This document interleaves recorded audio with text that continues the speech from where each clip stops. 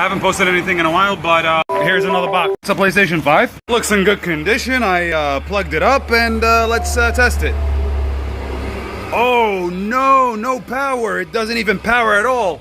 No beeping, no noise, no lights. Let's take it apart. And I'm almost down to the motherboard here, and you know what pisses me off the most? I have to take this shell off with all these screws here just to get to the freaking power supply so I can remove this cable. If this cable wasn't here, I could have removed this up. That's the cable I'm talking about right here.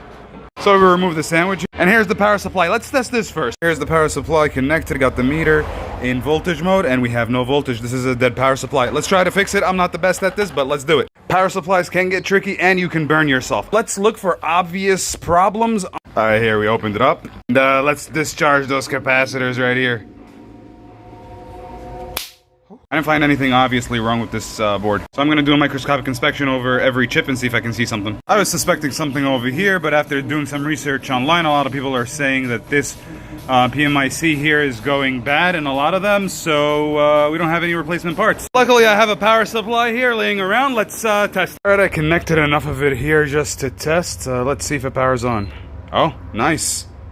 The tester does say good. It's still in the blue.